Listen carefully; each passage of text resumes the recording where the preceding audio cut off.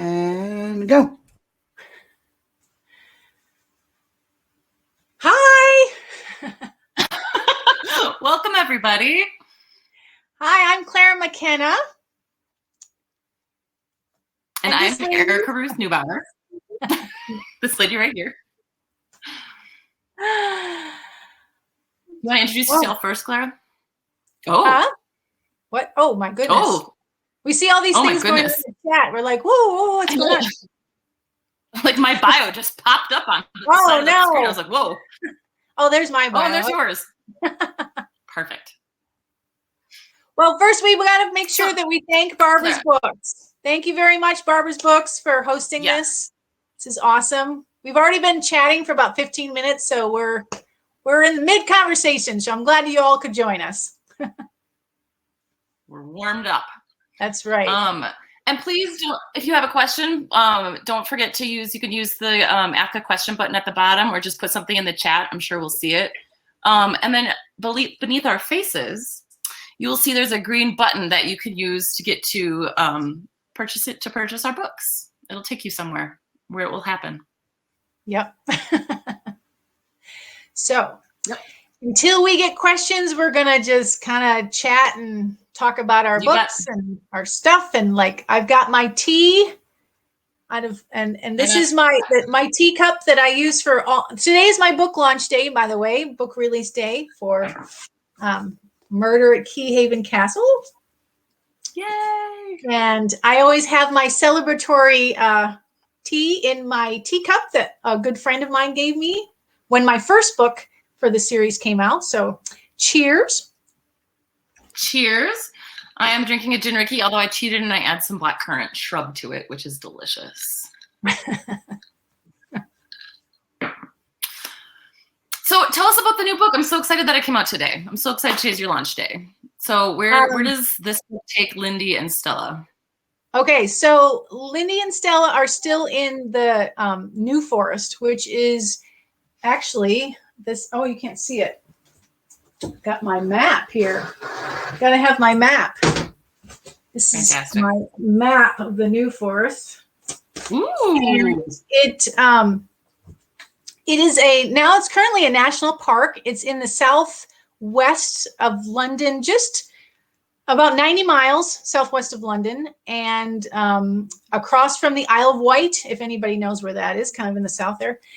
And that's the region where they have endemic wild, well, they're not wild because they are owned, but they're free range. That's the word. Free range ponies, New Forest ponies.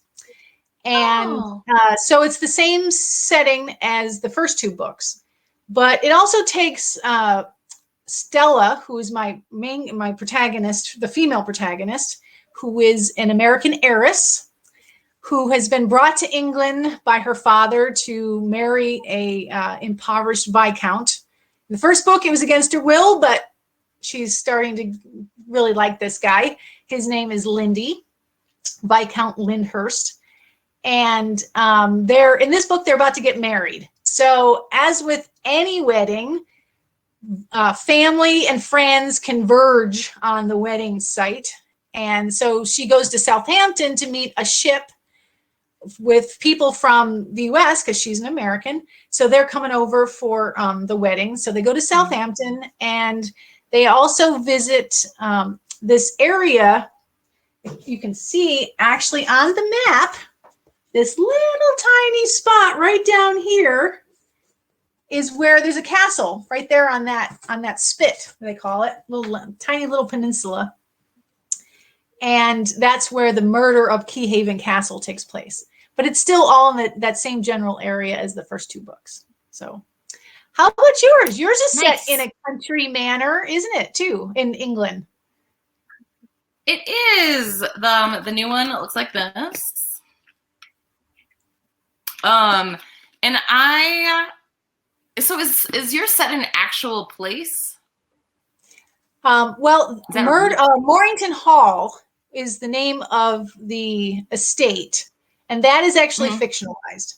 But everything else, and Rosehurst, the village where it is fictionalized. Right. But it's all based on a real place, based on real places. So Yeah. And the New Forest, obviously, is the real place. Yeah. Right. I made this up wholesale. Like Okay. I looked at a bunch of books. My friend here, whose lovely library I'm actually sitting in, had a lot of books about English manor houses, and I sort of paged through them. They had just gorgeous, like full spread pictures, and kind of paged through and picked sort of the elements from the different manor houses that I liked the best. And then just made this one up. It's not a real place. So it's in Essex, though, right?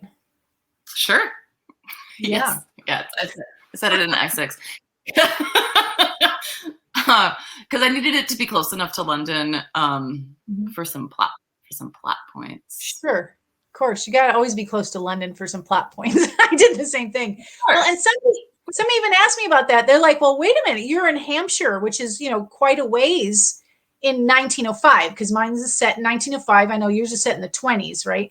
So, and they said, well, how could your character, go to London in a day? And it's like the railroads, they were actually faster back then than they are now. Because they didn't, they have as many stops, and they actually had the steam was actually, except for the high speed rail that they have over there. But in general, they were actually got to London a lot faster, and it's only 90 miles. So it would, take them an hour and a half, but you could do it, you could easily do a day trip. So if you want to go up to go shopping or whatever. So yeah, definitely. Exactly. Did you know a lot about horses before you started writing this series? Because there's a lot about horses in these. It is. Yeah, there are a lot about horses. I had taken writing lessons when I was a kid. And of course, at one point I did ask my parents for a horse. Of course, we lived in a city, and, we're going to house the horse, or stable a horse, I should say. And and I do remember specifically, they said, well, if you can afford to buy the horse and stable the horse. So I remember specifically laying out the newspaper, and at the time you could actually find horses for sale in the classifieds. And, 500, you could buy a horse for $500. And I remember thinking, oh, I could do that. And then my mom was like, yeah, but then you have to stable it, and you have to feed it. And then you have to go there and, take care. And I was like, okay, yeah, I can't do that. So I just took riding lessons at camp and stuff like that. But I hadn't ridden a horse since I was probably, we had horseback riding places nearby too. And, so probably in college was the last time I'd ridden a horse, until I started doing research for this book. But so I have a whole library of things about horses to kind of catch up and because what I learned as a kid, I don't remember. So no. Yeah. No. Well, don't you have airplanes and fast cars, and so what did you do research wise for all that? So I had to do research on the type of plane, because it was obviously very early days for flight. So it's a moth, which is like there's a whole series of moths, like a tiger moth and all these different moths. So it's really early, so it's just a moth. And the wings fold back, which is really creepy to me. Like, I just want the wings to be like stuck to the airplane at all times. I know, right? Seems like a prerequisite. Right? But I had in my 20s, actually when I was 18 or 19, and I was in college, I had started taking flying lessons. Cool. And so I did go up a couple of times in I think it was a little Cessna. And so I have not flown obviously in a biplane, which I would actually love to do. I think you can fly in a biplane somewhere in Canada, and I'd written it down, and then COVID hit, and of course I didn't get to go do it. But yeah, so I have flown in a really small plane, and like I remember, like, it was maybe my third lesson, and he had me tip the nose up and then stall it. Okay. And so then you start drifting back, and I remember being like, "This is the scariest thing that's ever happened to me." But it's so that you can learn how to recover. So you throw the throttle in, and then you figure out how to like make the plane go again. But that was terrifying. Yeah. And, Well, and the only reason I didn't continue is because it was super expensive and I was in college. So right. Yeah. Huh.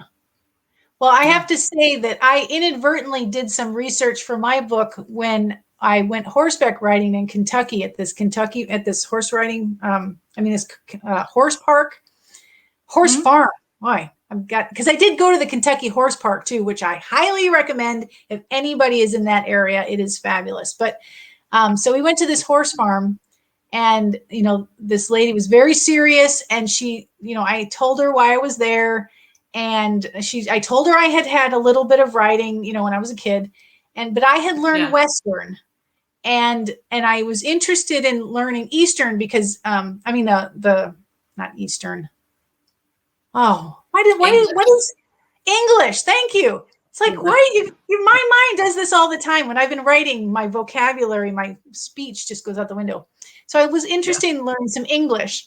And so she put me on this enormous horse, first of all, which I remember as a kid, just, I was on ponies. I know I was. And pony, of course, can be a big animal. Not Ponies aren't always just like what you think of miniature. They just are they can only be, so many hands. But this was like the biggest horse I'd ever been on in my entire life.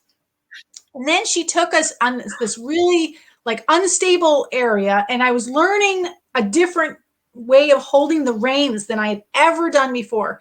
And then we went down this really steep incline. And as we're going down the steep incline, the whole time she's saying, make sure you smash any horse flies you see. And of course, I thought I knew what a horsefly was until I saw a real horsefly. It was this big. Almost the size of my hand. I was like, I'm supposed to smack this thing. And so so we're going down, and of course I'm leaning back so I don't. Right. And all of a sudden, this horsefly bites the back of my horse, and he decides that he's going to rear as we're going down a 45 degree, and I nearly lost my seat, as they say. So of course. And of course I'm supposed to. I'm trying to keep my cool here, and we finally stay. And I thought, if I don't put that in a book and make that worth it, I don't know what, because that was scary. Oh my God. Yes. Because we're also going through woods. And so as he reared, he smashed me into a tree. It was like, okay. I had a lot more respect for Stella after that. I thought, okay, this lady knows what she's doing. And somebody asked, have I ever considered learning side saddle? And actually I did. I tried to get lessons at a nearby stable yard, and then COVID hit. But I've watched a lot of YouTube videos I actually watched one YouTube video of a competition, a modern day competition where they're doing side saddle, and the woman was flung off. And I'm watching it like frame by frame by frame. So when I have Stella get thrown by a horse, I know exactly what happens to her. And luckily the lady just, she literally just got up, and I thought, wow, that's amazing. So someday I'm going to do side saddle. Wow. Yeah.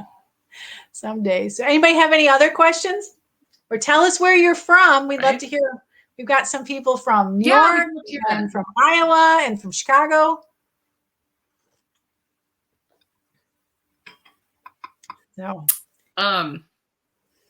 So what does your writing process look like, Clara?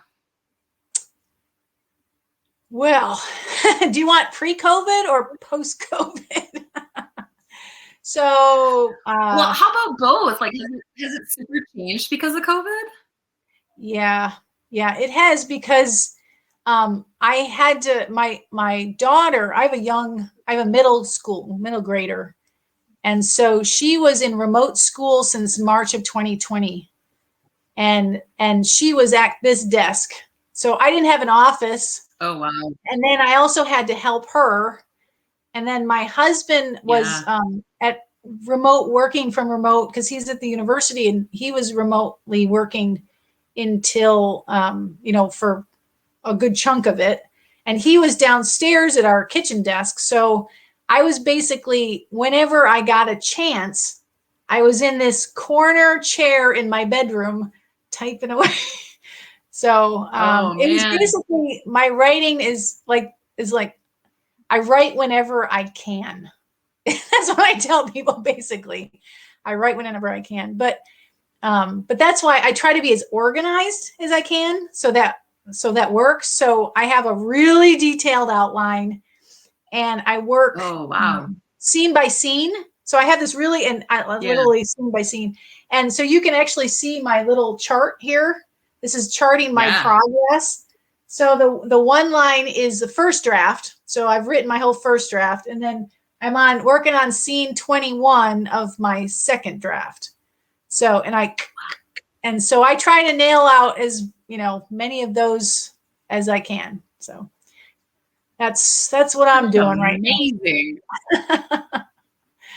And then, of course, the research, I did a bunch of research. You can do that kind of in fits and starts, but I don't know how you do it, but when I'll write my first draft, and then when I really start to, because that's kind of just kind of get it out.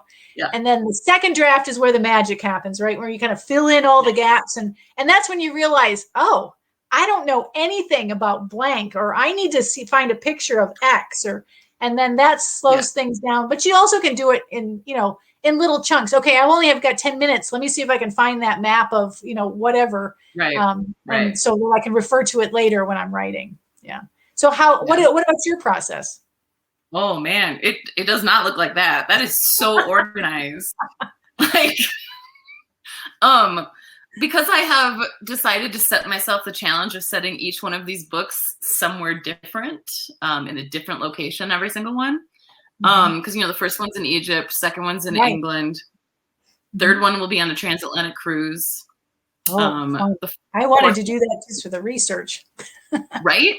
The fourth one I'm doing is set in Istanbul. So I do a lot of research up front, a lot of reading books and stuff, and like watching videos that I find on, the internet. And then I sit down and I puke out a really awful first draft. And I'm a pantser, so I have no idea what is happening.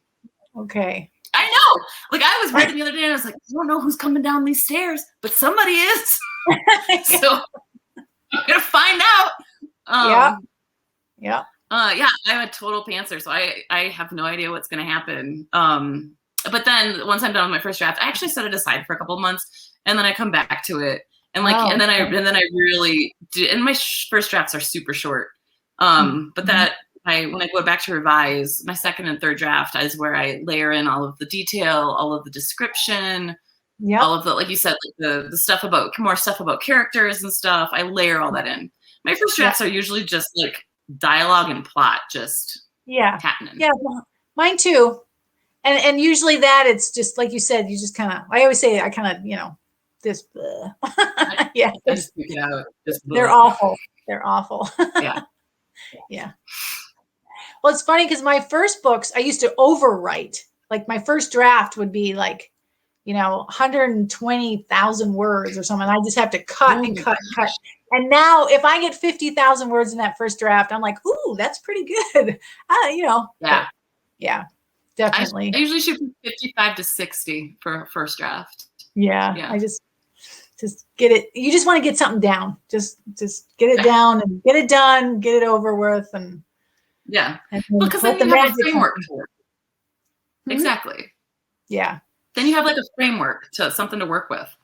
Right. Well, like I said, I start with that outline, so I've already got the framework. But even with the outline, with the outline, I think what is the combination between a plotter and a pantser? It's like a plantser or something like that. Because even with I have this detailed outline, and then even after the first draft, sometimes something will happen. I'll be like, all of a sudden, this dog just showed up.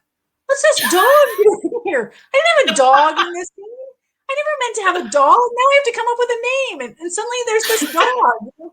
So I get the same kind of thing with the coming down the stairs. Wait a minute, where did that person come from? I never made up that. weren't in that outline. Who's that? Who's this person? Yeah. I love that. That's fair. That's the best, though. I love that. And readers, I would say, really? It's like, no, really. Sometimes people just show up and you don't see them. Even, like I said, even with all the plotting I do, I still have characters show up or things happen. I write it down and I think, where did that come from? Wow, Right? oh my gosh, that's so cool. Yeah. That's funny. Crazy. So what are some fun things that you've done research? I mean, you've gone in your books, you've gone to Egypt, you've gone to England, Istanbul, transatlantic cruise. So how much of that have you done in person? So Egypt, I wrote the book and then I went to Egypt. Okay. And so I had this wonderful tour guide, and actually he sat down with me. He's a fantastic Egyptologist, and he really sat down with me, and I had like this list of questions because I'd already written it, but I was like, did I get these things right? And he was so patient, and he sat and like answered every single one of my, and even though it was set in the 1920s, he was really knowledgeable about it. And so when I got back, there were a couple of things I needed to change, but not a ton. Good. Wow. Yeah, I was like, high five myself. Yeah, right. So England, I didn't actually go to because I have been a number of times. My ex-husband was born in England, so I've been there quite a few times. Right.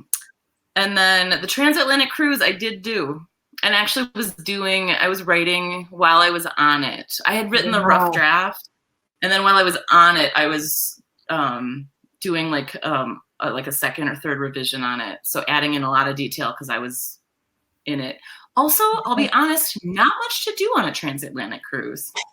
I mean, it sounds fun, but maybe it's a good writer's retreat, right? Yeah, because it was like 7 days. And after like day 3, I was kind of like, I mean, I could go home. I could go home now. It would be fine. Oh, wow. What was the name of the ship? Was it like Queen Mary or something like that? Yeah, we were on the Queen Mary too. Okay, cool. And we went in November because that's when book 3 comes out next March. But that's when it's set is like kind of November-ish, end of September, November-ish, I think. And it's not a great time to be on the North Atlantic. So, but you got the authenticity. I bet you nailed it. I do. Yes. One hopes because I actually lived it. So yeah. What kind of fun research have you had to do? Well, I've had to go to England and the New Forest for my research. I had to. That sounds terrible. I truly believe that you can't get the research right if you haven't been there, So I had absolutely no choice. But no, I had actually written the first draft of the first book when I finally got to go to the New Forest. And needless to say, I had to come home and basically write a new first draft. Because, serious? Yeah, because being there just like changes everything. It just opens up so many, not just like the authenticity details, like you said, you go there at that time of year, so you kind of get a sense of, what foliage is there and what the lighting is like and the weather and, that kind of stuff.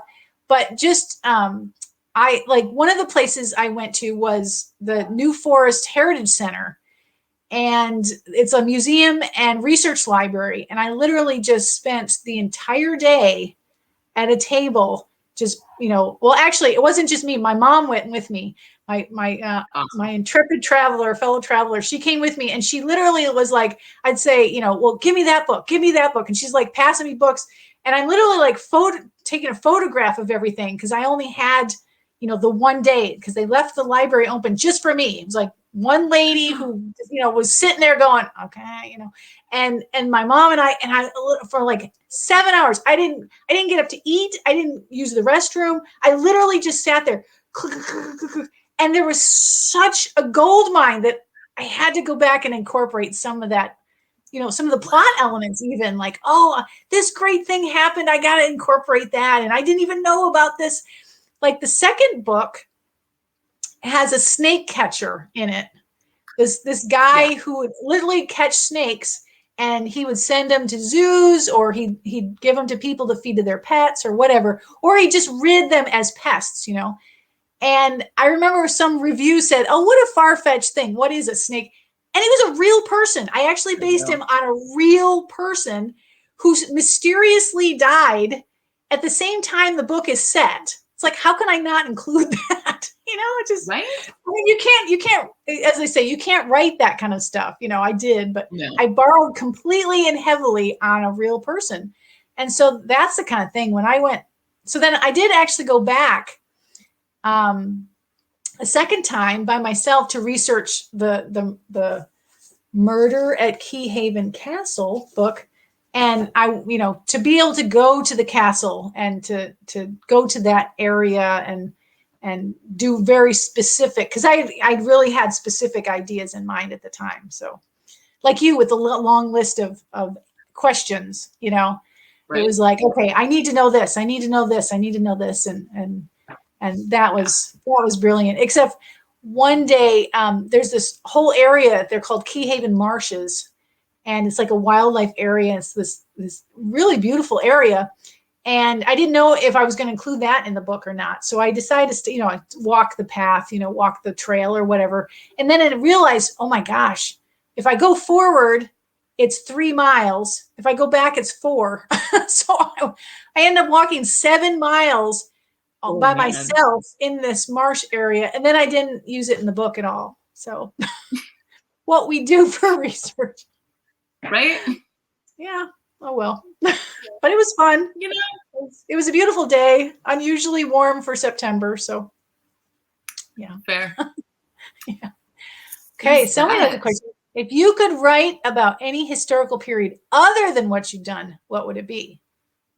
Erica, Ruth, to you. I actually have, I don't know when it will see the light of day. I've actually written a book. It's a PI novel set in 1940s San Francisco. Okay. It's one of my books in the drawer that I hope to take out someday and polish up. Yeah. So, but I also find the 40s super interesting. It's a really interesting time period for me. What about you? Well, it's not that much different, so it probably doesn't count. So I love the Victorian era personally, just a little bit earlier than what I write now. So that doesn't really count. But something really different, I would have to say medieval. I actually wrote a proposal to write a series based on Guinevere as the protagonist. So kind of that, you know, mythical, you know, she's not a real person already, you know, but then it's kind of that, you know, it was a no-go, but that would have been fun. I would read that. The medieval era. Yeah. So that's too bad. I would really love to read that. I'll send you my proposal and you can see what you think. Because, you know, proposals are, you know, I mean, I had to write the first 3 chapters and all that stuff and everything. So it's a partial book, sort of. But sounds good. Let's see. I know. I don't know. Would you ever consider writing contemporary? Yes, I actually wrote a proposal for a contemporary cozy as well. And that was set in, we have a really great botanical garden here where I live, and attached to it is a butterfly house. And so I was going to set my cozy in this botanical garden with the butterfly house, and the protagonist was the entomologist who was in charge of the butterfly house. And it was all about, you know, endangered species, smuggling, and, you know, and then all about the fundraisers and that you have to keep everybody happy so that the gardens don't go under, and you know, all that kind of stuff, all the little quirky visitors and volunteers, and, you know, all the things that go into a botanical garden. But that was a no-go too. So that's okay. Okay, it says Do you have to do much research for the murders in your books and the investigation techniques? Oh, Diane, you know the answer to that question. person who asks us that question, she's got a historical stuff too. So, yes. Ruth, you want to take this one? Series. Sure. I was gonna say Diane's series is fantastic, so highly recommend. Do I do much research for the murders in my books? I do. I actually have. I mean, one of them in the first book, I think I just shot some people. In the second book, though, I did have to do a bunch of research on how. I don't think it's a spoiler to say that in the beginning, one of the people that works on the grounds is killed because the brakes are sliced, and I did have to do a bunch of research about cars at that time. And then later, I had to do some research about arsenic. So I do have like the writer's guide to poisons. Oh yes, in case the FBI is wondering. Yes, I have a whole library of the writer's guide to poisoning and the Douglas Lyle. Is it Douglas Lyle series of all the forensic for dummies and yeah. So I had somebody fall down the stairs, but then there's a question of if he broke his neck, did that kill him? And actually, where he broke his neck was different from what people thought, because you can actually break your neck in the front or the back. And so I had to do a lot of medical research about that. Let's see. Of course, I had somebody stab somebody. And I had to read all about how quickly someone would bleed out if an amateur stabbed somebody in the chest. Yeah, lovely stuff. But yeah, poison is fun. Yeah, see, I don't think I've done poison yet. And if I think about it, it's like, I don't know why. And I always think, okay, I'm going to poison somebody. And I actually do have a poison of a sense in my fourth book. But I can't give it away. It's not traditional poisoning in a way. So, but it is poisoning. It's just not liquid poison. Anyway, don't want to spoil it. But it's something I've always wanted to do. It's one of those things. It's like I've always wanted to kill somebody this way, and every time I can't get it to work. So I'm so excited that I finally am going to get to kill the person the way I want to kill them. Woohoo! We get to murder how we want to. That's right. Okay, another question. Are any of the characters in your books based on the personalities of people you know or mostly made up? Ooh. Erica Ruth? That's a good question. It is. It's a great question. Do you really want us to be honest? Right? I will be. So a lot of my characters are made up. I think my protagonist, there's a lot more of me in her than I think there is. I've been called out on it by some people who actually know me. But I will say that in my first novel, the person I killed initially was definitely based on an old boss of mine. And that Aunt Millie, who Jane's aunt in the books, is based on my grandmother. My grandmother liked to, as we say, stir the pot. So she is very heavily based on, or Aunt Millie is very heavily based on my grandma Lois. Oh, that's nice. Yeah. I would say most of my characters are made up. I tend to borrow like personality traits, like little quirks sometimes. Like my father, one of my characters in a previous series, not this series, but my father was notorious for not being able to leave the house without getting a sip of water. He just always had to have a little sip of water before he left. And I remember thinking, oh, I have got to have a character have that weird little quirk, because it was endearing and sometimes frustrating. It's like, come on, Dad, come on, just no.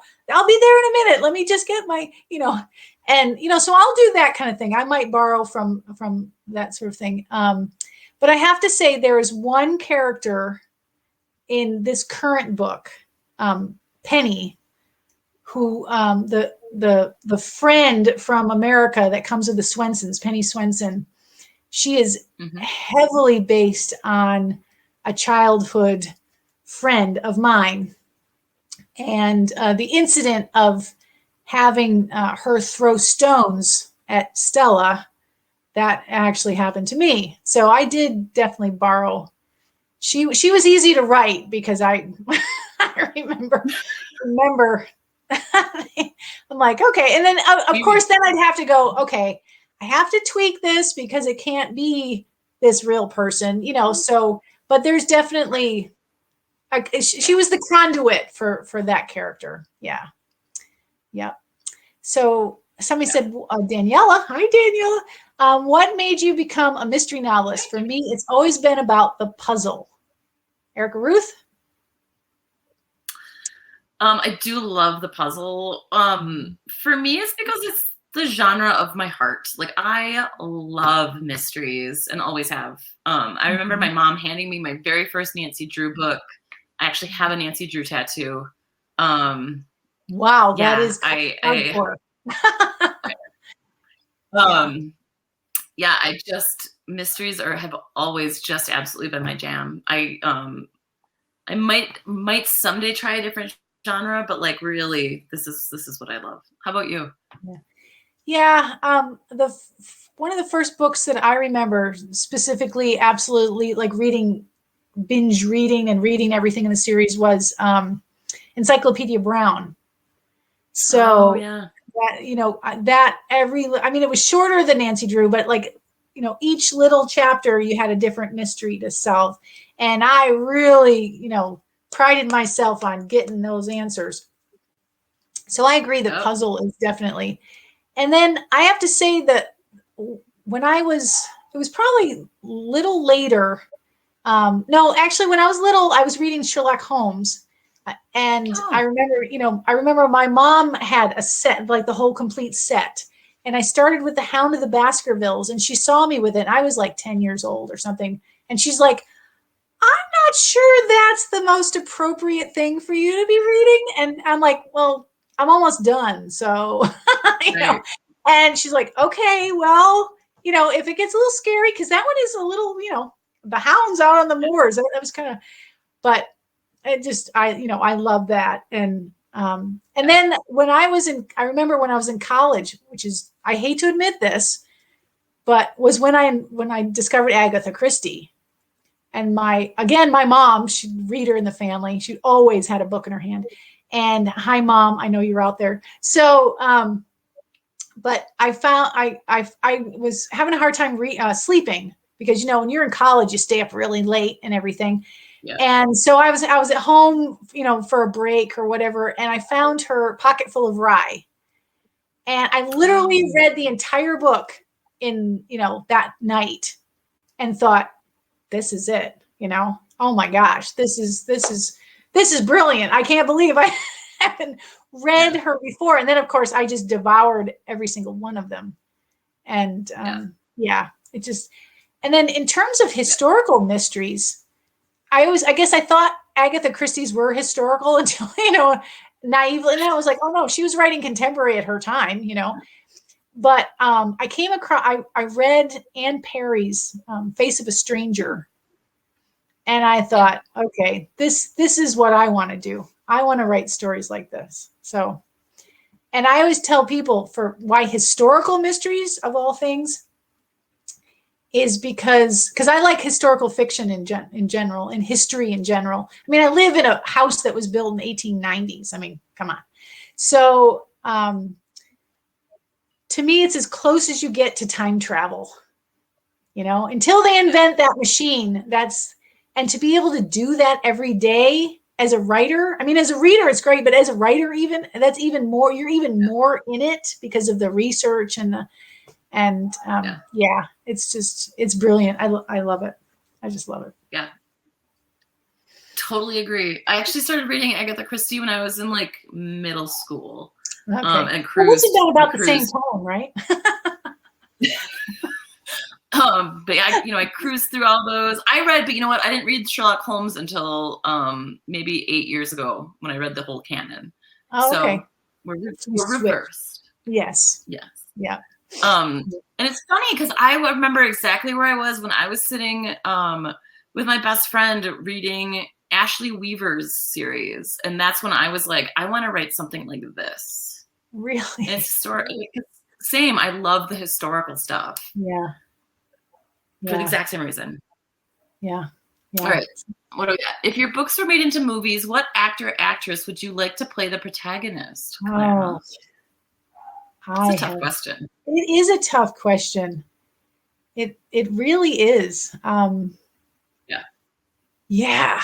I don't know. Maybe Suzette has an idea. She asked the question, but that's a good question. And sometimes I might see like an actor, and I'll go, "Ooh, they'd make a good, Lindy or something." But then I don't know their names, So right.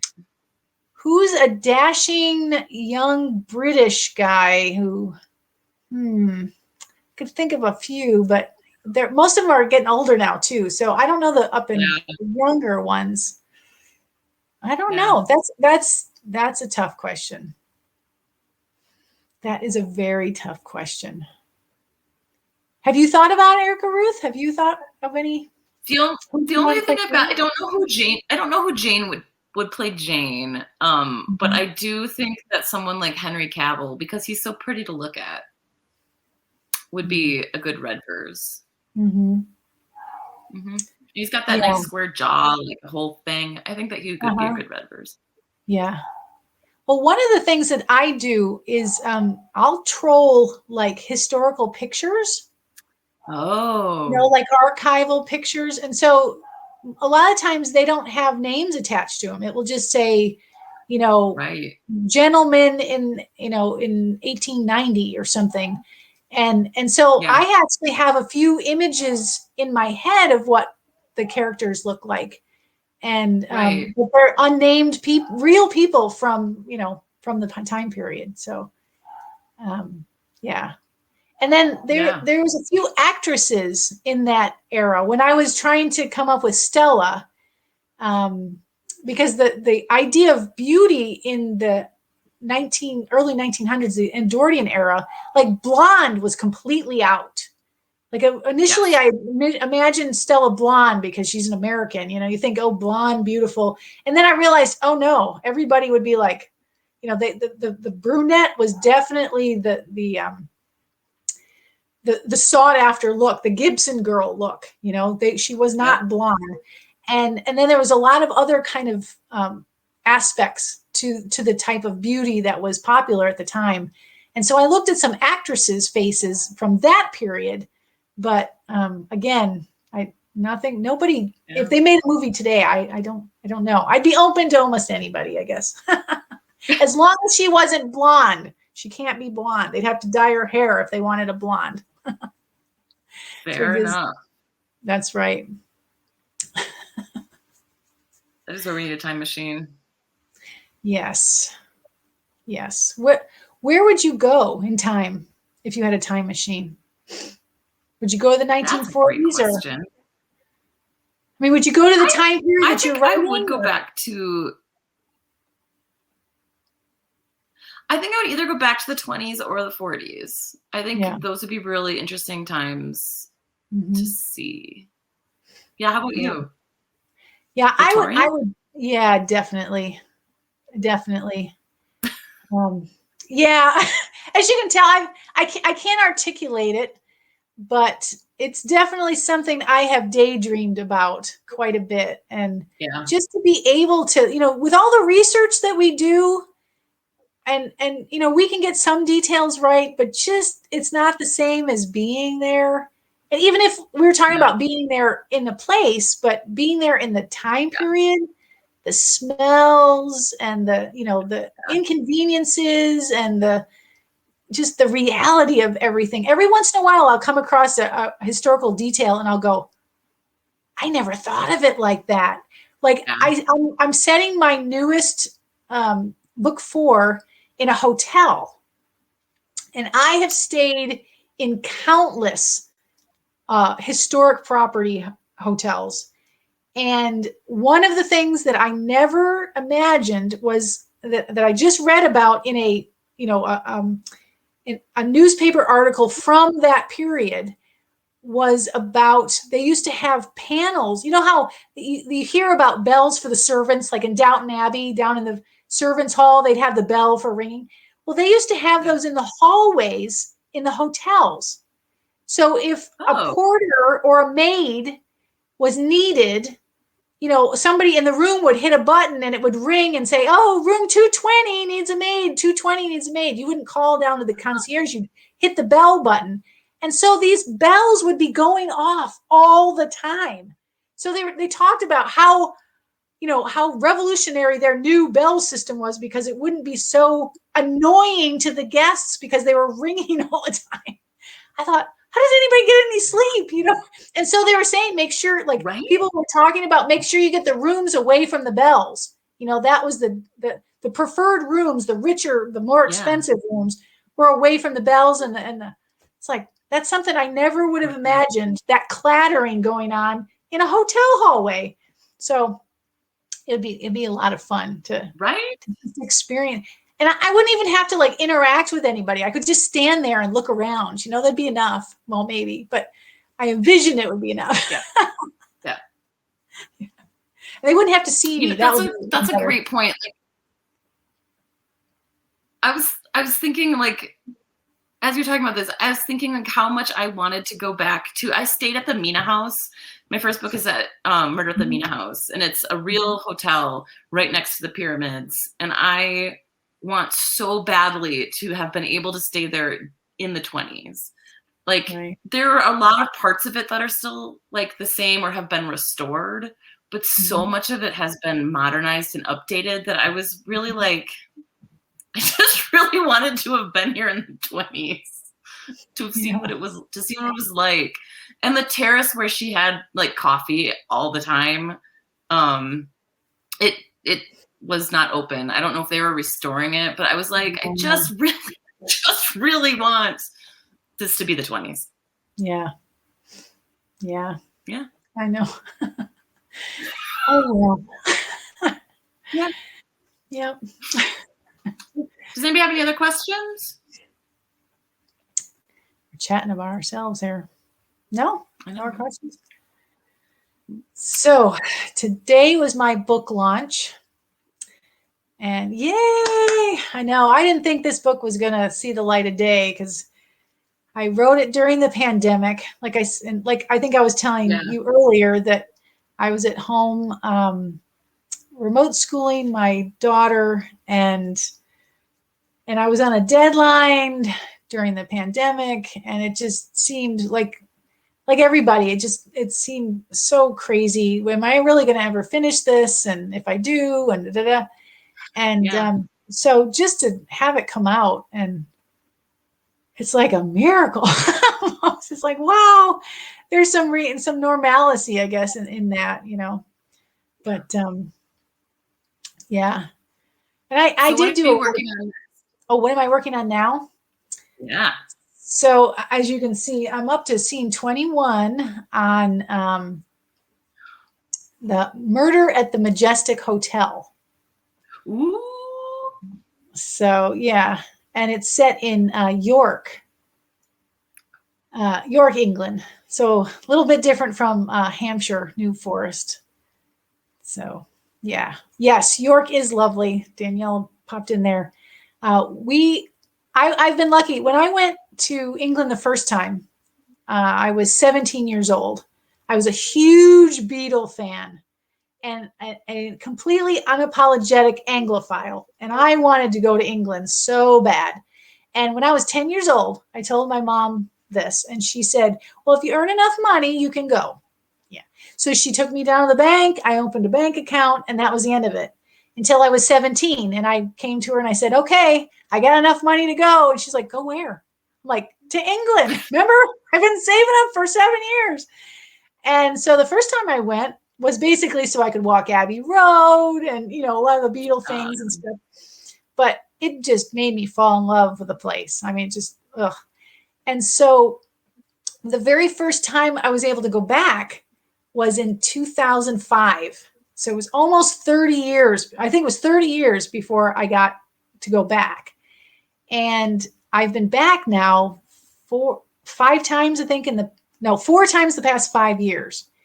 And so 2 times were for research. And then one time, my whole family went just to go. And then another time we went because my husband had a conference there. And we ended up spending Christmas in Yorkshire. So we had a wonderful time, absolutely adored Yorkshire, one of my new favorite places. And York was incredible. Have you been there? No. Oh, okay. You need to go. It's neat because it goes back to Roman times. So it just and it has all the layers of the Romans and the Vikings and the modern, and it's all compact so you can walk everywhere, at least in the downtown area and the city walls, and it's fantastic. So we stayed in a hotel in Harrogate, which is like a spa, a Victorian spa town. And that hotel was actually called the Majestic. But I decided I'd move the Majestic to York so I could actually have it, in the city. So, yeah. And so now but then of course my characters do go out into Yorkshire because there's a character in the Keyhaven Castle book who is Lindy's cousin, and he's a Yorkshire aristocrat. And so they cross paths on their, when they go up there. So what about you? Awesome. You said is number 3 is the transatlantic ship one? Yep. Yeah. So number 3 is Danger on the Atlantic. It's on a transatlantic cruise and it comes out next March. Okay. And then I'm currently writing 4, which is set in Istanbul. So that will probably be the next trip I take post-COVID. Yeah. So you've never been there? I have not. Okay. I have not. Me neither. Yeah. Yeah. I'm excited to go, though. I've heard amazing things about it. Yeah. So. My husband, he has a niece who married a Turkish man, and they got married in Istanbul.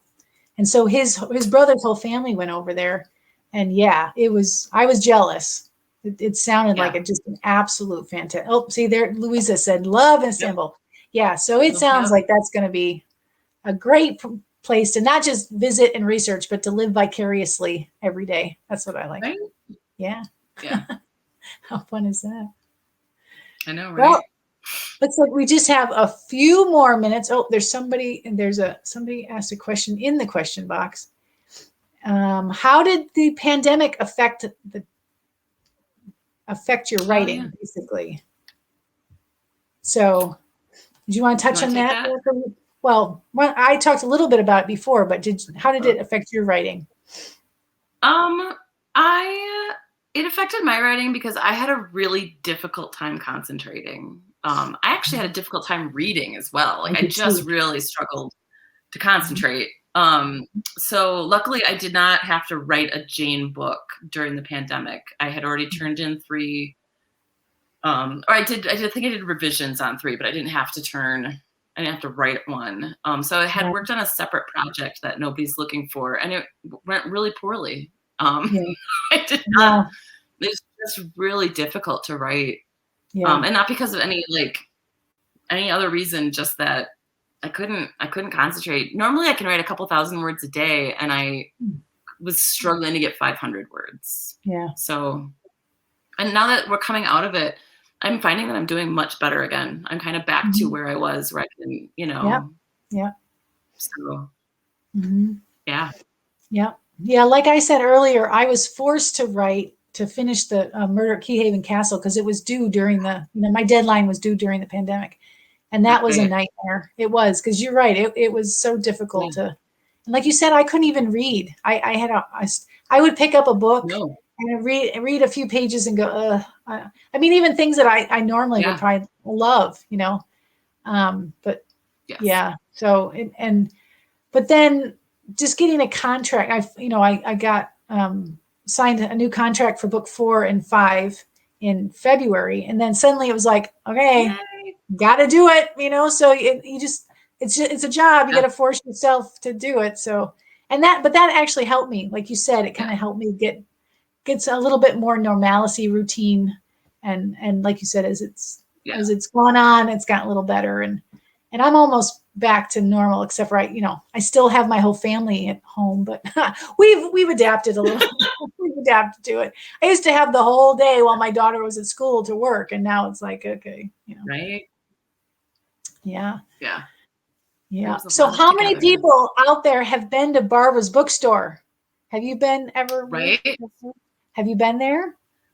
I have not had the pleasure. No, me neither. I'm jealous that people live closer to the Chicago area that I haven't been able to get there. But now it's on my list, since they're the lovely people who are hosting us. Thank you. Yes.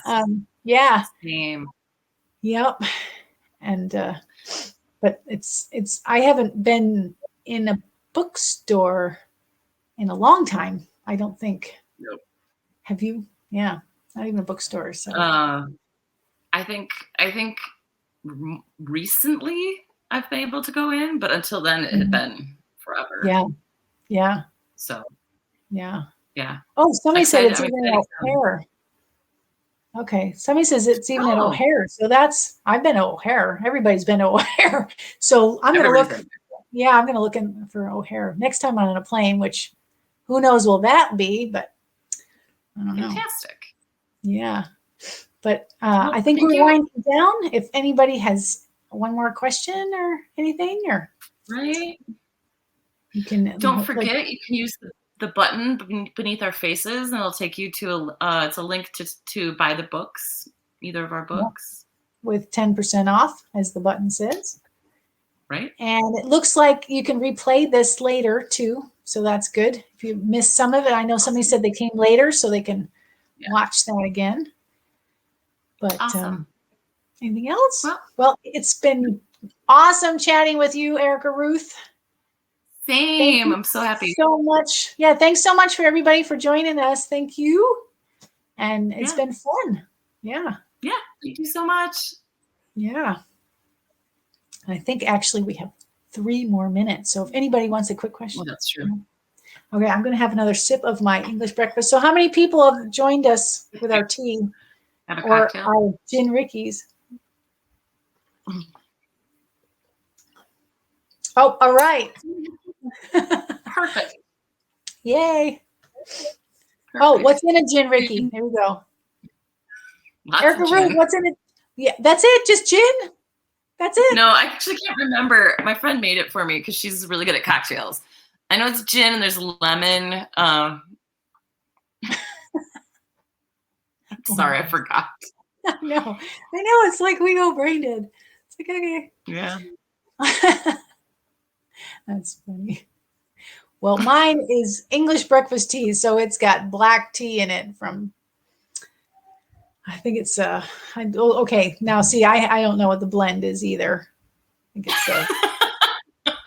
Thank you. That makes me feel better. Yeah, I should have brought the blend. They call it Ceylon, I think, which but it's black tea. That's about as far as I can get. But I've got lots of varieties. Oh, okay. Earl Grey. Yep. A friend, there's a lady in where I've done a writer's retreat. She has a tea room, and she does this tea called a Downton Abbey. And it's an Earl Grey, but she has her own mix, and it's got chocolate and a little bit of what she says smoke. Like she adds this stuff that's supposed to take smoky.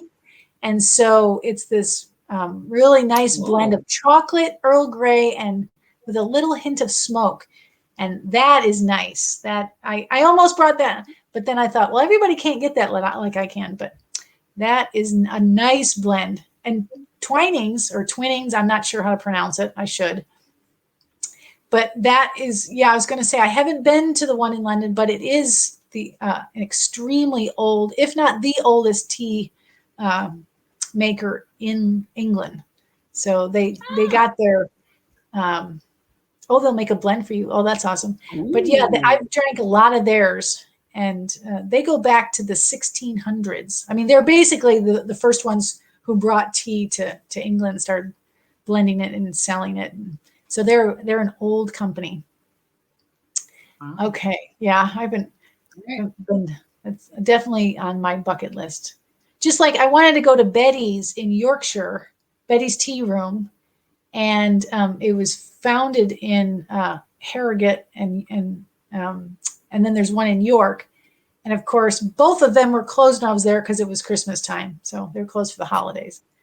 Yeah. It's like, I came all the way over here and I can't go to Betty's, but yeah. Oh, that's nice. I'm glad you got to go. But I for my birthday, I actually got some tea and some Yorkshire shortbread and some various goodies from Betty's shipped to me. So that's the next best thing, awesome. Right? Yeah. Awesome. All right, everyone. Thank you so much for joining us. And thank you very much. And thank you so much, Barbara Bookstore, for having us. Yes, thank you very much. This was great. A lot of fun. And so lovely to talk with you, Erica Ruth. Get to know more. Absolutely, it's lovely to talk to you as well, Clara. Congratulations on your book birthday. Thank you. Thanks.